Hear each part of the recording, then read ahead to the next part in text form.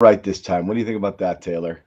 We're Um, we're live. We're trying something different. We're gonna try Bailey Zappe, Zannis on the right. let's do it. Let's switch things up. Maybe it'll work for us. It didn't work for them. So. Yep. So Taylor is back from Gillette Stadium. As you can see, he's all jazzed up after the Patriots put up. Oh, sorry. Yeah, I was doing jazz hands. No, they put up 0 points. Big fat zero. Is that a perfect circle? Mm-hmm. Zero. And we're all officially at the point where I don't think anybody cares about the wins and losses, and I also don't think anything that happens on the field shocks you anymore. Yeah. No, I don't like it over here. So um, we're left at what? Continuing to pile dirt on the grave of the Patriots here. I'm not really entirely sure. Every game and every minute and every whatever just feels like you're just a little bit closer to the end, and that's what it is. And then we don't know what comes at the end. All I do know is the Patriots now have the number 2 overall pick following an Arizona win today. So all of a sudden, if you're watching the Patriots for this particular reason, you're pretty happy. Mm-hmm. If you're watching the Patriots because you're trying to see any signs of life and any improvement and wondering if Bailey Zappe would give him a spark, he didn't. And so, Taylor, I'll kind of start with you. What did you expect, and did it meet your expectations? I thought this would be a much heavier running game. Like in the back of my head, I understand that Bill O'Brien is a very pass-centric coach, and he likes to throw the ball and he likes to be aggressive. So I was like, all right, we're probably going to see more Bailey Zappe throws than we would like, especially if maybe the game gets out of hand or anything like that. But obviously, Ramondre Stevenson going down affects that. You got Ezekiel Elliott dealing with an injury, so I don't think they could really lean into him probably on the ground as much as they may have liked to, especially considering the Chargers' run defense was a weakness. I thought that Zappe would struggle more than he did. Honestly, I thought, especially kind of looking back at some things, I thought that what you would expect from him, I thought he exceeded expectation. I didn't think we were going to see the 2022 Bailey Zappe where he's like taking shots downfield and they're actually successful. And, he's escaping but not making bad decisions like we've seen other times throughout this season. I thought he honestly played better than I expected. The defense was fantastic. I thought that they would, hold the Chargers in check to a degree. The weather and everything played a factor. I think that they probably would have had more success if, receivers were more inclined to catch passes and the rain wasn't affecting that. But yeah, I would say more of the surprises were pleasant than anything else. I thought the Patriots are more competent than I thought they would for a game where they passed a decent amount. But yeah, man, I'm not really surprised by this team anymore. Just finding different ways to lose games despite their defense playing it the best stretch any defense has played this season. And I think today showed that it's not just Bailey. Wait a What? second. No, What? hold on. We got to pump the brakes a tad on that. This is not the best stretch anybody has played this season. It might be Statistically, yeah, that's what I'm saying. Statistically, I know, it but is. you have to take into account the opponents when you're doing Sure, but that. points are points. Points are points, and you're not winning these games. Like that is the bottom line. I Where know, like your but defense is doing what it needs to would do, your and you're defense not be doing well. holding the line against a legitimate NFL offense right now? Well, No. they did. Well, okay, yeah, okay, we can talk about that, yes. But like they're missing Christian Gonzalez and we're missing Matt Judon. So if you want to play the game of like, oh, but they're playing this competition, well, they're also not the same defense that was good against the I Eagles know, and but was good against it's the Dolphins. So, okay, yeah, if you want to nitpick, yes, of course. Where I'm coming from is more from a place of empathy for the defense. That they are doing what they're supposed to be doing. Dietrich Wise says it like pretty much every week, obviously not this week because he was out, but he says every week, like, we're holding teams below their averages. So it's not like they're playing bad teams and it's like, oh, yeah, these guys are doing what we expected. Like they are shutting down bad teams, which is all you can expect. And they're still getting handed the short end of the stick because their offense this week couldn't put any points on the board at all. So, yeah, you can talk about the strength of opponent, whatever. But I think the bottom line is that there's no reason they should have lost the past 3 games, and they just keep finding ways to screw it up. So I guess the surprises are Bailey Zappe played better than I expected. Defense, all things considered, technically performed better than I expected, but just a lot more of the same. Yeah, hold on. I don't like this look here. We're going to this one. Sorry. So, we'll get into a few things here, and again, we're not going to go too crazy. We were waiting to jump on here live for the conclusion of the 4 o'clock window, as often we do, and let Taylor take care of his business down at Gillette Stadium. But there's still plenty to discuss. Among those things, we'll hit on is whether or not we think Bailey Zappe has earned another start. What kind of lies ahead for the Patriots here as they play out the string, and certainly in their quest for a top 2 or 3 pick in the NFL draft, and whether or not that's going to be placed on quarterback. I'm curious because I feel like maybe justifiably, maybe not. Some finger pointing is kind of starting to go in the direction of Bill O'Brien. Also, questions of whether or not Bill O'Brien's being allowed to do everything he wants to do, or if he's on a slight leash. I'm not entirely sure. He's So on I'm a gonna leash because he's on a backup quarterback who no, shouldn't meaning even. like is Bill is he doing what he wants to Is he do with this reining him offense? in? I'm not entirely sure. So I want to get Taylor's takes on all of those things here. Beyond that, and again, I don't really know what it is we're looking for here. Uh-oh. Why is this here? What just happened here? I don't know. Do you want me to talk about whether Bill O'Brien's able to do what he wants to be doing? Yes, someone Whether just he's on a leash? yeah, we just had it was like we just got like attacked, cyber attacked or something. Anyway, continue on here. Yeah, I mean, I don't think Bill O'Brien's on a leash. I think if there's a leash, it's self-imposed because he's limited at the quarterback position. I really don't think that Bill Belichick's going like your scheme is not working, because there definitely are issues with it. Like, I think for one, pre-snap issues are a weekly thing. They had 3 pre-snap penalties. One was a false start on Devontae Parker, which still could have something to do with like how much volume they have that they're doing before the snap. But they also had the delay of game. I forget, there was another penalty that they had. There was some pre-snap procedural penalty where I do think maybe they're putting too much on the quarterbacks in terms of what they have to do before the ball is even snapped. It's not every single play where you're seeing them like check the mic, recheck the mic, change the play, set the protection. Like, that's not every single play. But I think it's pretty jarring that every single week we see the same thing, where whether it's Mac, whether it's Bailey, whoever's under center, there seems to be some problem getting things set and getting the ball off in a timely fashion. So if there's a problem with Bill O'Brien's offense, I think it's that. Maybe it's asking too much mentally from the quarterbacks, in certain situations. But I mean, I think that Bill O'Brien did a pretty good job giving Bailey Zappe a script that he could be comfortable with. But I think that the biggest theme in what I saw from the offense, like, it had nothing. You say that, they made the quarterback switch and there's no change. Well, that's true, but I think it's because it showed you how deeply rooted their problems are. Where almost every time Bailey Well, Zappe had to drop back on a play that wasn't either a screen or a throw that came out of his hands instantly, he was under pressure. Like, I kept having yeah. to tweet about like his escapability. Oh, he did a nice job making that guy miss. Because anytime he's turning around, there's somebody in his face. And even when when the pressure isn't the issue, and even when he gets the ball out, there were also multiple times where guys don't make the plays that they need to make, like Tyquan Thornton letting a ball go right through his hands on a one-on-one opportunity that people have been begging for. Like, why are we seeing these shots at Tyquan Thornton? Well, if you're a guy who runs a 4-3 and getting targeted deep, there's probably a reason. It's probably because he's not doing very well in practice. And we saw that he drops that throw. Devontae Parker, I thought he could have had defensive pass interference on the play where he tries to make the grab on the sideline, didn't keep his feet in bounds. Yep. But again, that's a missed opportunity.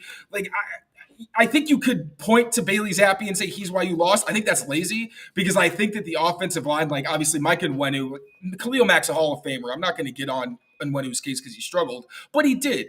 And it's also because he is a guard where when you see him go up against the best of the best, which he hasn't really faced very much, like he's been very good, he hasn't faced a lot of elite edge rushers who can beat you with power, speed, everything, the full arsenal. And I think you saw what happened when you put a guy like Nwenu, who should be a guard, in that position. Then you had Trent Brown, who's clearly still not 100%. He gave up a sack where he didn't even touch the guy. I thought Derwin James's sack, honestly, was a little bit of both, a good play by him and a bad play by Zeke, where Zeke thinks he's going to rush outside and bounces out, and Derwin goes inside. He's like, oh, well, I can't really get back inside now. And you get a sack on 4th down. So, again, I think Bailey Zappe is the easy target, but there were many other issues on this offense where you had opportunities to make plays and you didn't. And I don't think it's fair to put that at the feet of Bailey Zappe when you've got all these other professionals who have all this time in the league and they're not really doing their jobs consistently. Yeah, no doubt. But I mean, again, just to kind of, the variables are roughly the same. I mean, you're missing Demario Douglas on offense here. You lose Ramondre early when it looked like he could get something going, and they were going to kind of lean on that ground game a little bit. Mm-hmm.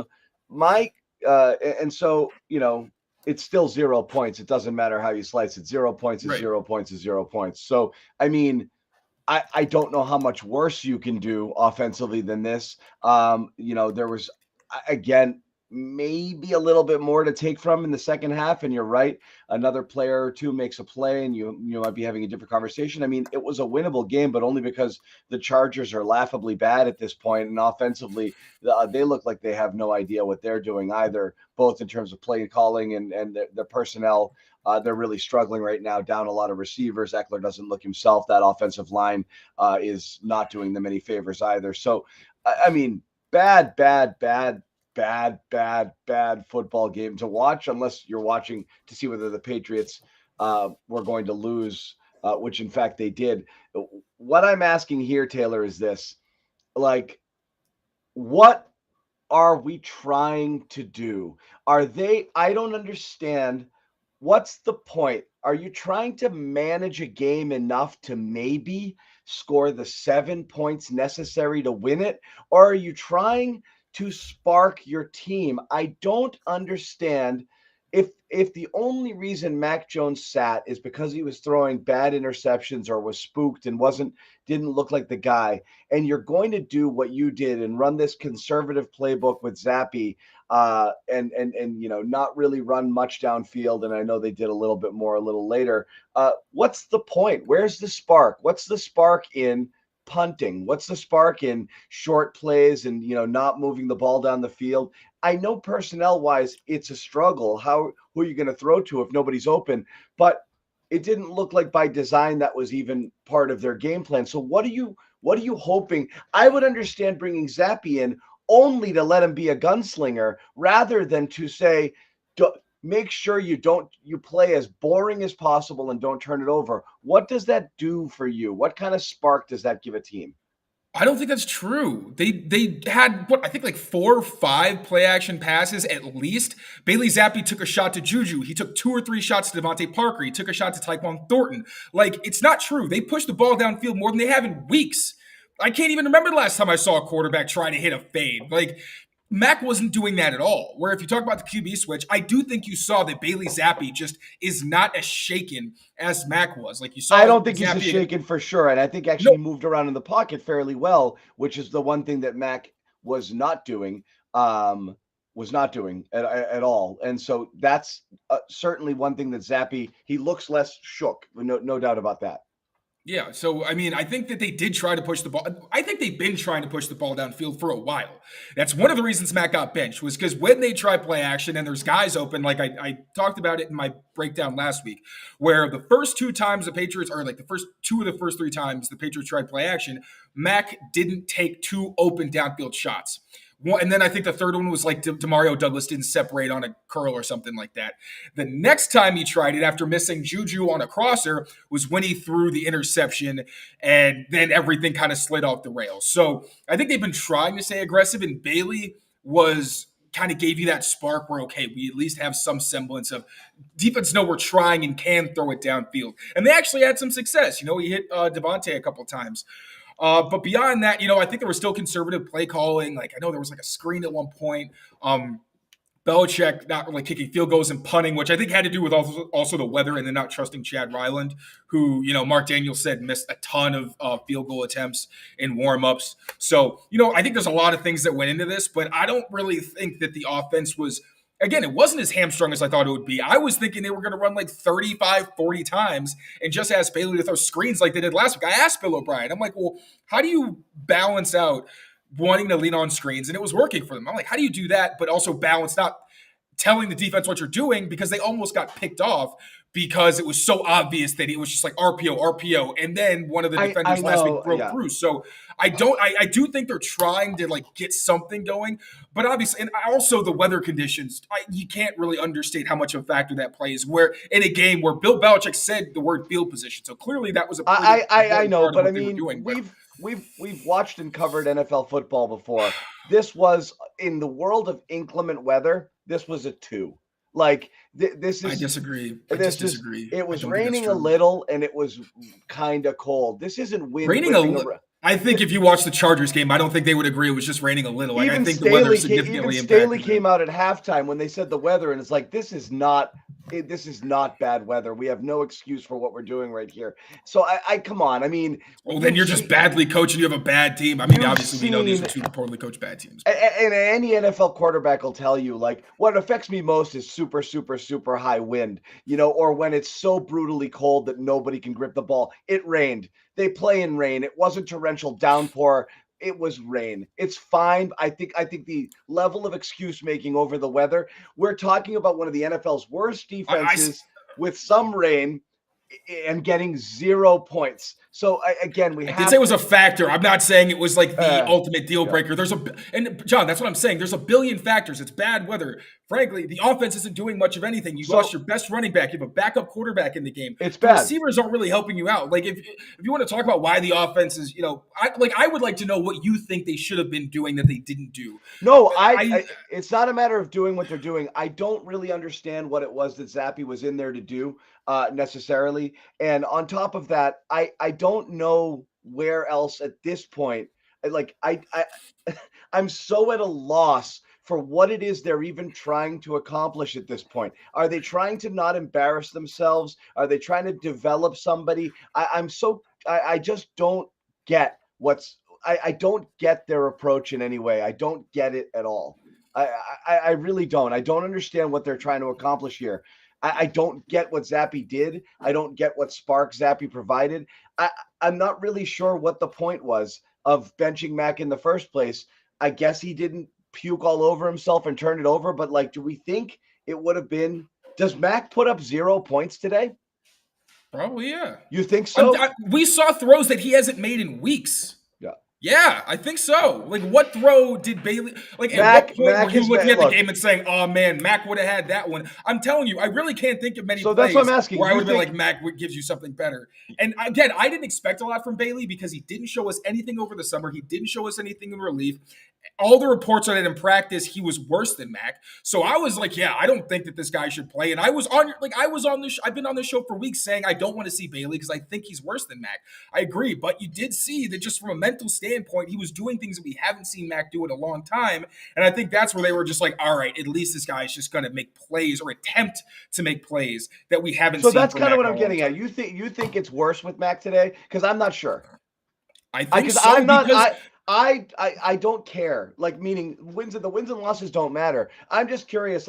What do they think is happening here? Are they giving themselves a better chance to win? Did they take Mac out just because he lost the room? I'm more. Yeah, I think that's part of it. I think you have to have an explanation when you look at your defense. I think you have to say, yeah, we can't keep putting Mac in because he's actively turning the ball over. Bailey Zappe kind of gets a bit of a pass because he's coming in later in these games where he's not really supposed to be the quarterback. And even his decision making has been pretty bad at times. The interception he had, his decision making and his ball placement isn't great either. But I still favor the move because I thought Mac was mentally cooked. I have no problem with that. I'm just not sure what it is they're exactly trying to do at this point. Is it just try to stop the bleeding and manage it? Because, I think they're trying to show their defense that they're not trying to tank. I think that's what it is. Because what else do you have? The offense doesn't deserve any we're trying whatever. I don't really know how to phrase this, to be honest. But my point is that the defense needs something to chew on because they're busting their ass week in and week out. Yeah. And Mac is on the other side of the ball, turning it over and giving away opportunities. It's obviously, I'm not going to say it's one thing when you just drive and don't get points. Obviously, it's all bad. We're just arguing over different points of bad. But I think the point of putting Zappe in was to show the defense, all right, we're trying something different because it was weeks and weeks and weeks of the exact same thing. Yeah. So I think that's what it is, just to show them we are trying for you not to lose these games. Because I don't think they want to be losing all the time. We're not going to the locker room and seeing everybody yes, we have a top 3 pick. Let's go. They don't care about. I don't think they really care about that. That's what I'm asking. I'm asking. I'm not putting the blame on Zappe. I think it's ridiculous. I think this game, in fact, I wouldn't say doesn't vindicate Bill because he built this, but it clearly shows it doesn't matter. It doesn't. The reason they didn't switch from Mac earlier is because they didn't have a better answer and they knew it. The reason they switched now is, I don't know, I got to try something different. it just felt like more of the same. You put up 0 points, you put up 0 points. So again, it just shows how deeply, profoundly flawed every aspect of this offense is at this point. And it starts top down. It goes from the coaching to every single bit of personnel on the field. And again, injuries are injuries, and they're going to have that. I'm just not really sure what was accomplished today. If the players feel like they got a lift, you scored 0 points. You got guys in the locker room saying, I guess we gave up 10 and lost. We gave up 6 and lost. Whatever. I guess we're just gonna have to shut the next team out. And I see in the comments, people keep saying, like, why are we getting upset? You want to get the top pick. Here's why you get upset a little bit.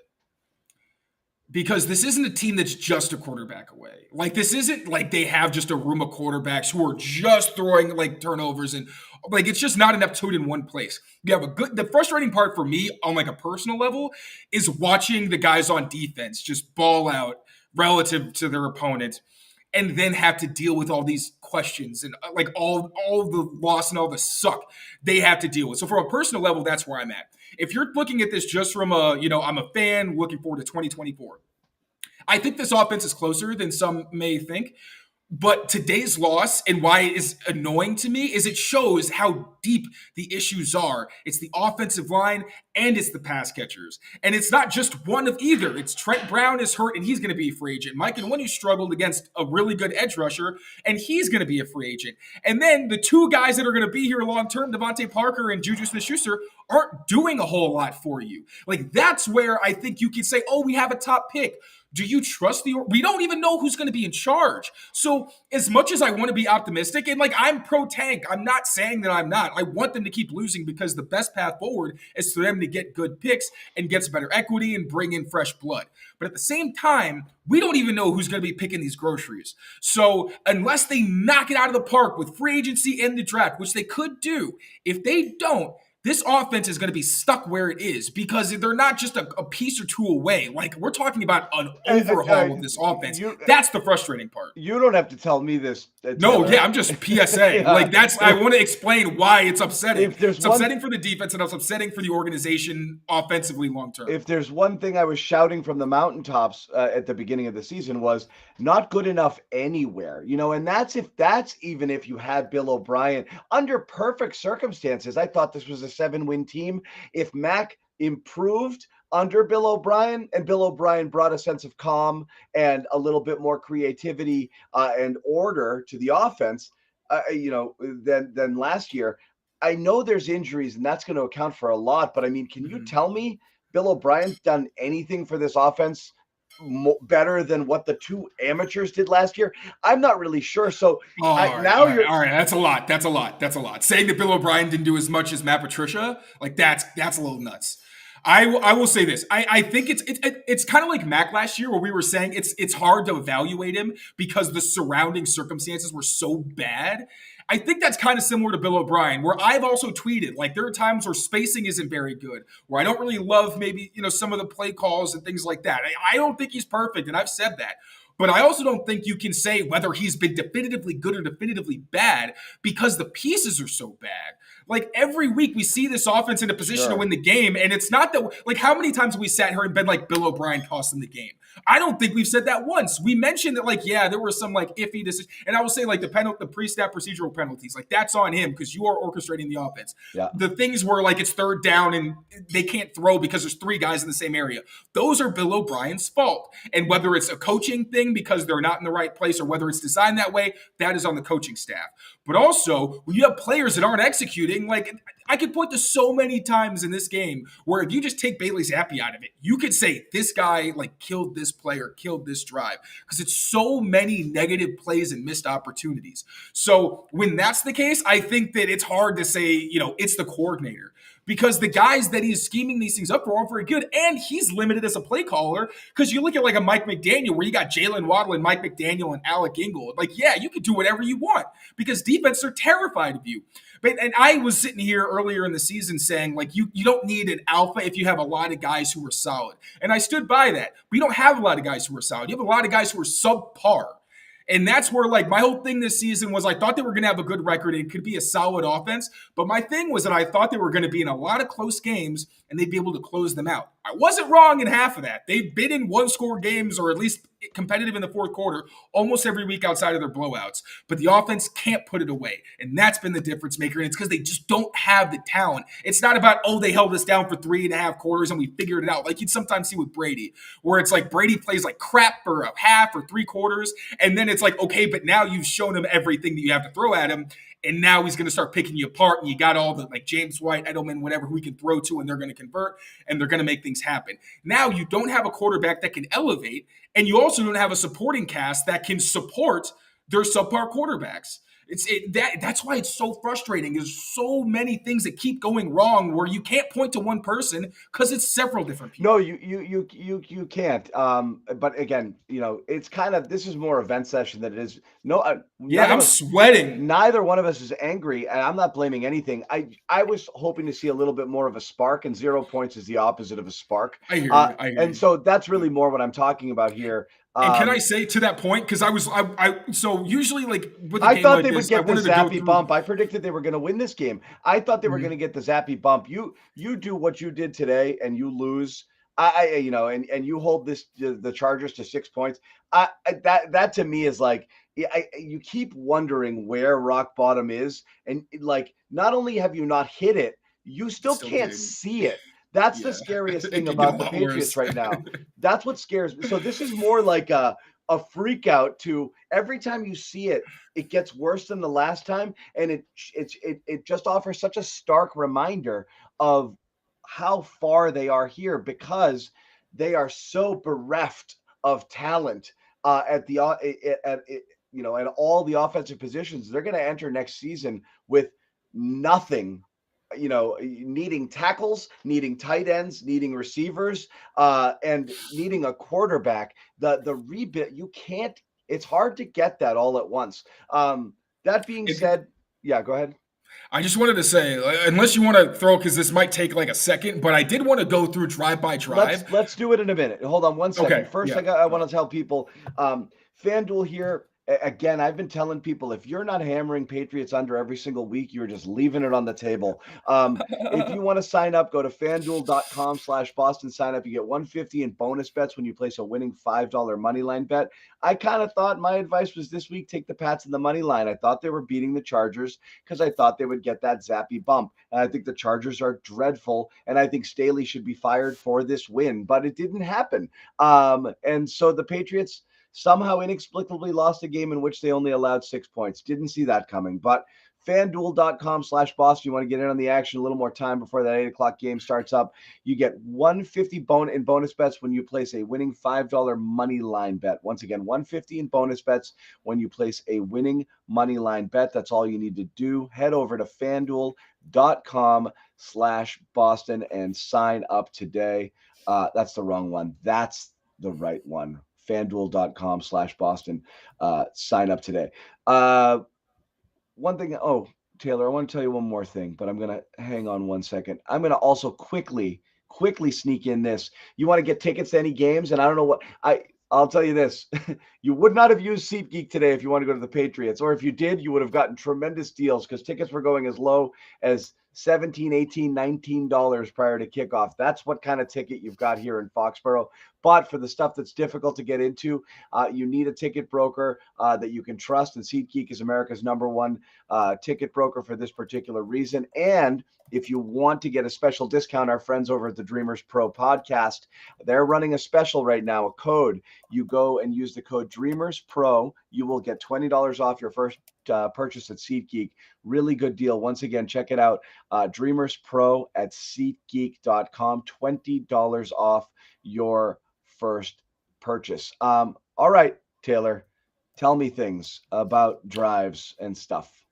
All right. So we want to talk about why they didn't have success today, right? You thought there was going to be the Zappe bump, all that.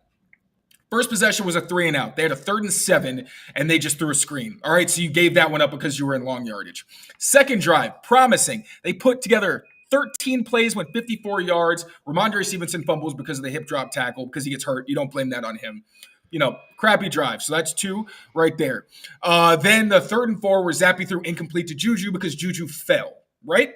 So that ended another drive. Then you had a 3rd and 2 where Zeke Elliott went to the left end for -6 yards. Punt.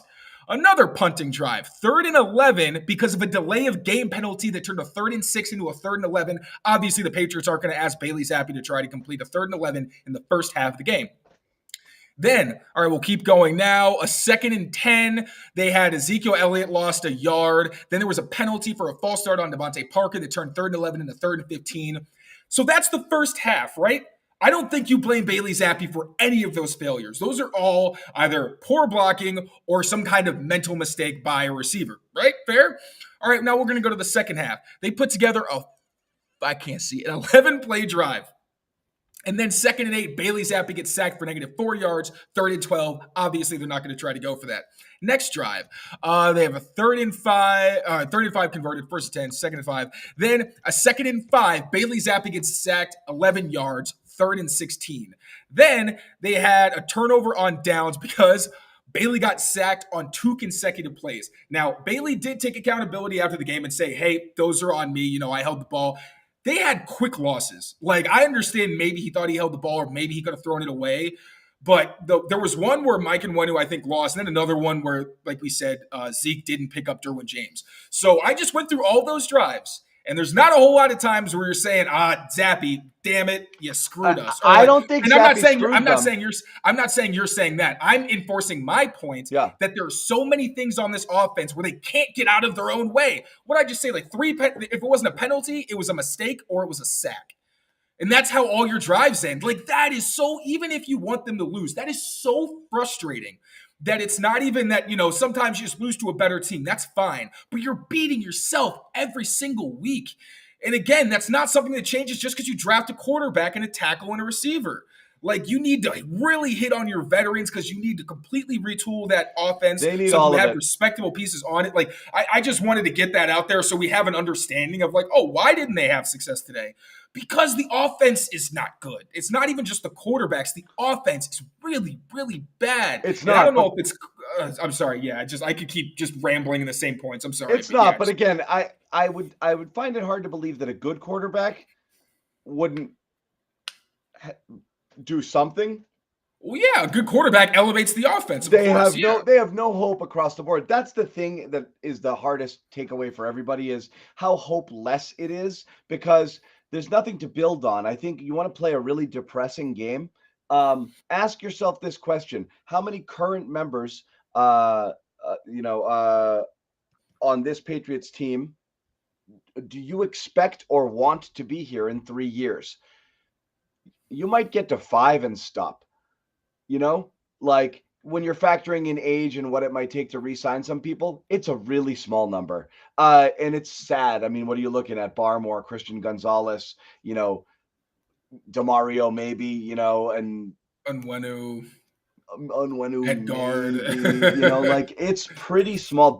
Duggar, I guess, for sure, if you're going to pay him or not. It's a small number. So you would look at a lot of the other really bad teams out there and go up and down their roster and you'll see that the Giants are a horrible team. They have way more guys on that team that are worth keeping around for longer than the Patriots do. So it's a total breakdown, in terms of, the rebuild. However, as you said today, and we'll talk about this a little bit, there are salvageable parts on defense here. I thought both Jones and JC Jackson had decent games. I think overall defensively, as you said, I don't care the opponents are what they are right now. Statistically, that run is solid. You're going to give a hat tip to the defense, which means if you can return enough of it and you're a competitive to plus defense next season, how many things do you need to fix things?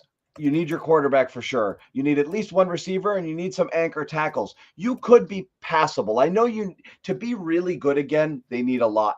To be passable, I don't know how much they need. I think they do need to overspend. I think they might need to go get their T. Higgins or their something receiver. I think they got to go get their quarterback. I think they have to draft offense almost everywhere across the board, wherever they can, and see what happens here. But in the short term right now, we were talking about Zappe. Is he your guy the rest of the season? Is there no reason to go back to Mac at this point? I think so. Unless Bailey starts, gets bit by the turnover bug, I think that at the very least you want your quarterback to not turn it over. I think that's the first thing that gives you an opportunity to win the game. Because he is, because that's what they always say: it's but the thing turnovers and is, get out of your own way. he is, but that's what I mean is like Bailey Zappe being Bailey Zappe is actually a little bit wilder and turnover prone. That's what I mean where I felt like it was a very controlled game plan. We've seen him. He goes out there and he tries to sling it and he throws it into weird places. How many times has he thrown it into a team meeting in relief, this season? So he's not a terrific decision maker, and he does take unnecessary chances. It just felt very controlled. So that's what I mean is you're either leaning into a guy who's just going to try to take risks, or you're basically just putting him in and saying, no matter what we do with Mac, he's still puking all over himself at the worst possible time. So just go in there and keep it from happening. So are you happy with that going forward with what they have? Did he do enough to earn that shot? Do you think there's actually like another level he can reach given starters reps in practice and the job for the rest of the season? I think Bill Belichick probably said it best. He said Bailey Zappe is consistent. There's not a lot of roller coaster with that guy. I think he is what he is. Yeah. It's not like he's some physically talented guy where you're like, if he only does this better, it's like, no, you just want him to not make mistakes and make the plays that are there. And I will say, like, honestly, throwing deep, he looked fine. I didn't think any of those deep passes were like, ooh, or like, why is he doing this? They were all good. I think it's also when he's throwing more out, when he's throwing his crossing routes over the middle, and then when he's got his little go routes, he's fine. But, it's more he had the interception on the DeMario Douglas one, and there was the other crosser where he made the bad decision. And that was where I'm like, all right, dude, these are the plays that you're supposed to be making. You can't have turnovers on these. For the most part, I think on routine plays, he does a better job of Mac not putting the ball in harm's way. Although, the meeting room, you talk about I think it was a Hunter Henry third or fourth down, where he was just trying to make something happen and it wasn't a good decision. But yeah, Mac wasn't even making plays for you like in recent weeks, and he was making inexcusable mistakes. So until Zappe gets to the point where you have to bench him too, I think he's your guy. Fair enough. Fair enough. There's the Belichick question continues to loom, but at the end of the day, I honestly just don't think it's much of a question. It's, what happens and where you go next. And all of these conversations will be had kind of as, the season goes on here. Should point out, as we mentioned here, the Patriots are now kind of in that number 2 draft slot situation over the, after the Cardinals win over the Steelers. Thursday, you are looking at potentially a Kenny Pickett-less Pittsburgh Steelers. So we're looking at Mitch Trubisky versus Bailey Zappe potentially on Thursday Night Football, which could be lower scoring than this game. Is that possible? Man, anything's possible. Don't count that. With Mitch Trubisky, if they score a point, I'll do a backflip. Is it possible? Doing a backflip. 0-0 tie next week. Is that in the cards? How will that affect the draft order? Because I don't want to jinx it. Honestly, I don't want anybody to have to sit through that. Oh no! Somebody gets a safety. Somebody's going to get a safety. That's it. That's going to be the only points they gave it. There was a 2-0 game at one point today with the Jets and Falcons. That game started 2-0. Oh, honestly, if you showed me the slate, you were like, which one of these games is going to be 2-0? That's what I probably would have picked. There is some real ass, offense out there. I wanted to ask you about this because you were there. Bill Belichick's never been a super sunny person here, and today was no exception. I'm going to play a soundbite here from Bill after the game. I get it. Well, let's just hear it first. This is Bill going back and forth. Amit, what is it exactly? Bill's going back and forth with a reporter here. It's kind of one of those I don't really want to answer your question sort of situations. And again, I get it, but take a listen. I want to get your thoughts. You identify as maybe some of the missteps, that have contributed to the offense not producing this season? Yeah, I just answered that question, Mike. I guess I'm trying to figure. Well, this isn't a season review. We're talking about the game. Game was just over. Happy to talk about the game. I made my comments on it. I'm not going to get into a full season review if that's what you're asking. No. I think the reason I was asking is it's just hard to fathom how the offense has dipped from where we saw it at the end of last year, and this is the way we communicate with you to fans who are curious the same question. Yeah, I just told you what I thought about the game. We moved the ball, didn't make enough plays to score. Got in the scoring range and weren't able to convert those into points. I'll tell you, when I heard I understand when Belichick does a whole back and forth thing, but we all know Mike Reese is kind of different. If he's asking something that comes from a good place, and you know that he's not trying to get an answer out of you, he just wants a question for the fan. And he explained that. We're just trying this. We are the portal for the fans to you. And it was one of a few times today where Belichick was short with us. I asked him a question, being hey, man, I know it's professionalism. They get paid to do this.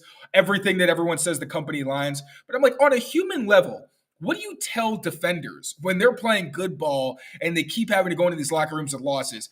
He goes, oh, I answered that already. No, Bill, you really didn't.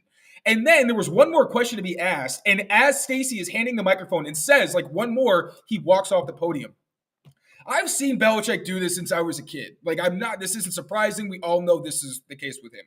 But when you are losing to this degree, especially when you have when you're the last person to the podium, you have David Andrews and Jelani Tavai, and they're the one taking bullets for you and answering the hard questions first. And then you have guys like Devon Gotcha who are yeah, man, I'm sad. I should be able to go to quarterback and win us some games.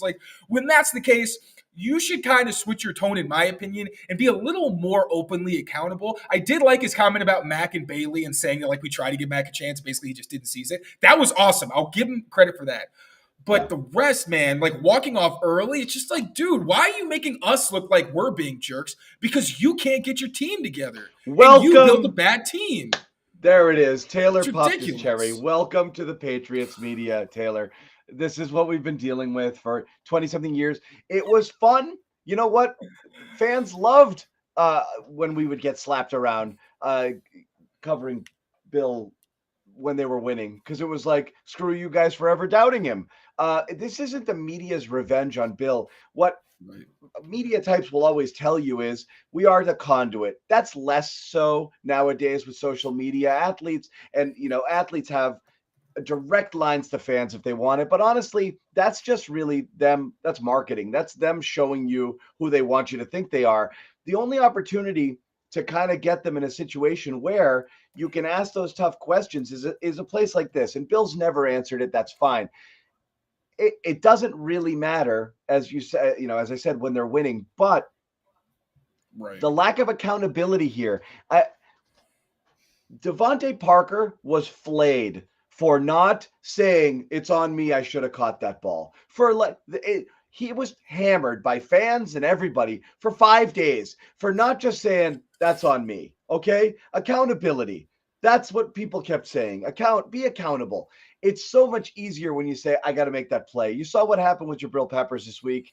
I shouldn't have said that. That's on me. What a distraction. What a jerk I am. I didn't mean to do that. Which was so wrong. They did him so dirty. That pissed me off. That sucks for him. Okay. That sucks that happened. Cool. But he still ate it and owned it. So it's the accountability question. I don't know whether fans care, but I think they do at this point. That's kind of it. I do think, in the same way you want to know why Malcolm Butler didn't play in the Super Bowl, and you'll always want to know that. Right now, you want to know what's going on, man. Do you recognize what you've done? I've always said this, with the fans, especially fans who use the term "we." Someone will counter. Do you play for the team? Look, the game. It absolutely. The team belongs to you guys, not to them. You're going to be there forever.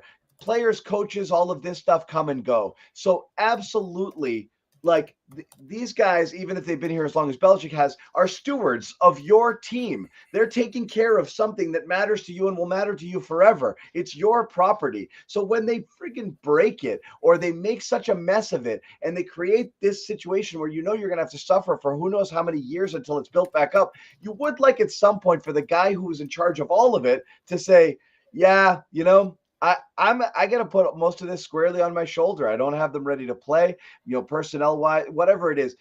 What I'll say in Belichick's defense is it's hard for him to go. The answer to Reese's question is what? The true answer is what, Taylor? I picked bad players. But if he says that, he's not being accountable. He's throwing his players under the bus. When you're the coach and the GM, you are a little bit stuck there. I mean, yeah, that's true. But even Bill O'Brien, like when Tom Curran is saying that, like thanking you for your candor, it's like, that's pretty good. You're probably doing something right. And if Bill O'Brien can do it, I understand. Like, I don't even think you really have to go to the team building angle. But I don't know, man. And like, I'm not saying it's easy to go up there and do all this, but like, you've been doing it for 50 years. Like, can I come up with the perfect answer? No. But I think you could probably do better with your answers than what he's been giving us. That's where he's considering stuck. Others on his staff really have been much. Maybe I'm being sensitive because it's frustrating as someone who, like, yes, I report on the team, but I grew up a fan of this team. Like, I do have some emotional investment in them. And just to see where like Belichick seems annoyed with us for asking fair questions. And Bill, and there's different flavors of Bill where he'll be like, I respect you asking that question. I understand you're doing your job. We're like, give me that. Like, don't make it seem like the media is the bad guy They're not. for asking you fair questions. That's where, like, I think that's maybe where it doesn't sit great with me. But that's why I went in a full circle about it, because it's you want him to be accountable, but there's no way he's going to do it, because really the issue is I picked bad players. This is a bad team. It's my fault I put this bad team together, but you can't get those guys to play for you if you go out and trash them. I mean, I don't think taking accountability is dogging your players necessarily. But I think there is some level of I don't know, man. I really don't know. I'm burned out. I admit that I may be being sensitive to this, but again, I didn't love the tone, and that's just it. It's just the tone of it. It's not even necessarily what he said. Because, like I said, I liked his answer with Mac, and I don't expect him to throw his players under the bus, because then we'd be getting on him for that. But it just doesn't feel like he grasps how disappointing this is for outsiders. And obviously they're insiders. It sucks more for them because they're the ones putting in the work. So, I don't want to be Mr. Media guy who's like, oh, Bill wasn't nice to us. I know, it's not that. It's not that. But it is, I'm just saying, like, it is frustrating that it doesn't feel like he is giving us the respect of, like, we're trying to find a way to explain this to the people, man. Like, you're not really telling us anything. We don't know what to tell them. And it makes it a weird, funky little situation. But, yeah, it's a weird situation, and everybody's stuck with it. Here. Taylor, what else do you want to discuss here?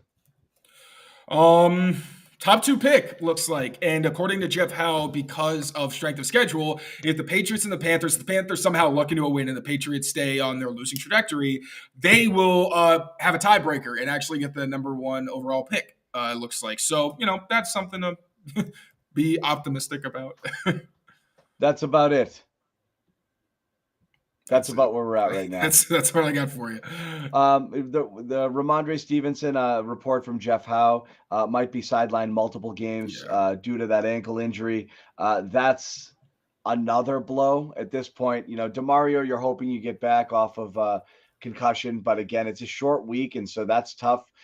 So really, what weapons did you have on this team? Those might have been the only 2 guys who were helping you make plays at all. So being without either of those guys is really going to hurt things heading into that Thursday game. And again, you could be facing a Mitch Trubisky-led team. So we will see what happens there. You fully expect, Taylor, it's going to be Zappe?